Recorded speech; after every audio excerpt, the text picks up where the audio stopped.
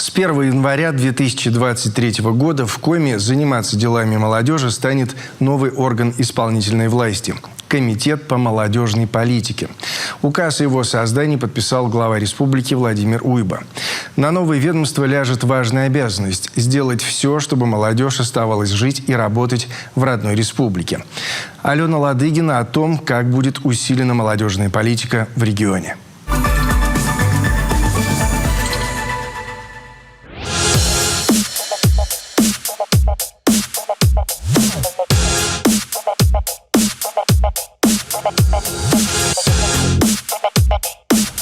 Главная боль большинства российских регионов, которая с годами все больше и больше усугубляется – отток молодого населения. После школы 18-летние юноши и девушки уезжают на учебу в вузы столичных городов и на малую родину больше не возвращаются. Такая утечка мозгов и рабочих рук негативно сказывается как на демографии региона, так и на региональном рынке труда.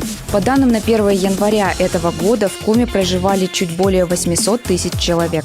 Уехали за последние 3 года почти 15 тысяч. Конечно, в основном молодежь. Туда, где возможностей больше. Те самые возможности надо создавать и в российской провинции. В республике Коми вскоре этим займется новое ведомство – Комитет по молодежной политике. Если посмотреть на Комитет по молодежной политике, он будет заниматься молодыми людьми в возрасте от 14 до 35 лет. Таких в республике Коми сегодня больше 203 тысяч человек.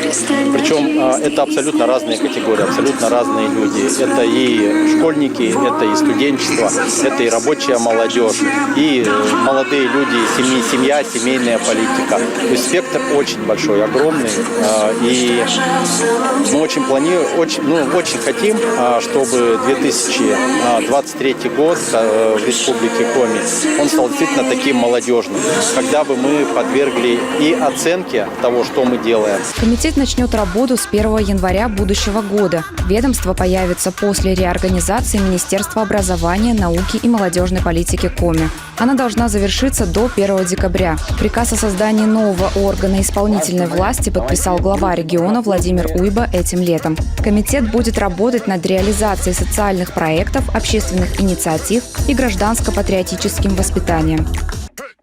Мы много внимания уделяем подрастающему поколению, тем, кто учится в школах, профтехучилищах, вузах. Создаем условия для самореализации школьников и студентов в образовании, науке, творчестве, спорте. И в то же время мы недостаточно внимания уделяем молодежи постарше, которая уже вносит значительный вклад в развитие республики. Отдельная структура по делам молодежи в Коми уже существовала. В 2014 году было образовано агентство по делам молодежи. Но всего через год ведомство стало частью Министерства образования и молодежной политики. В 2017 в названии появилось еще одно слово – «науки». Функционал расширился, со временем стало ясно – молодежную политику все же нужно выводить в отдельный комитет. Я думаю, что это очень своевременное и правильное решение, потому что Россия меняется, страна меняется, отношение к стране меняется, к патриотизму, к родине меняется. Поэтому это очень важное и своевременное решение, которое принял Владимир Викторович. Молодежная политика межведомственная. Она включает в себя и спорт, и образование, и культуру, и, конечно, социальную сферу.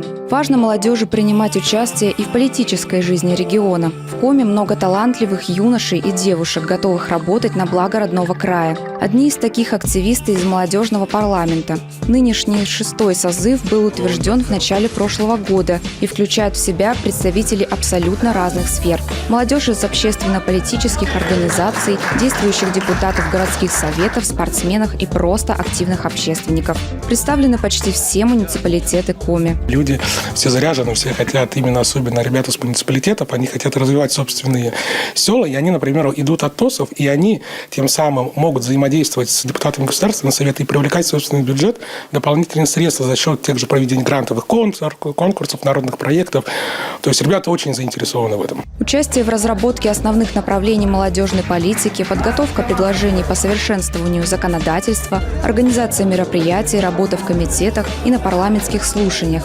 Вот лишь часть задач, которые возложены на начинающих политиков региона. Они – кадровый резерв республики. Важно, чтобы такой молодежи было больше. Трудоустройство, стипендии для студентов, поддержка молодых семей, строительство новых детских садов и школ. Это все должно взять на контроль новое ведомство. Чтобы сделать регион привлекательным, в первую очередь нужно сосредоточиться на комфортных условиях жизни для молодых людей. Молодежная политика должна быть единой, молодежной самостоятельной, видом государственной политики, с единым органом и с единой программой его реализации, естественно, с единым бюджетом. Финансироваться и реализовываться она должна не по остаточному принципу, как в принципе сейчас оно и есть, как в принципе всегда и было. Вопросов много. В России все больше появляется отдельных молодежных подразделений. Региональные комитеты и агентства по делам молодежи, которые направлены на нравственное и патриотическое воспитание, на содействие реализации молодежью своих профессиональных возможностей. Опыт работы их положительный. Отток молодых кадров из провинции – проблема не только нашего региона. Важно доказать молодежи, что реализовывать себя можно и на малой родине. Для этого необходимо предоставить все необходимые инструменты. Высокий уровень заработной платы и карьерные перспективы. И, конечно, социальные гарантии. Развитая инфраструктура, высокое качество медицины и культурное и спортивное разнообразие.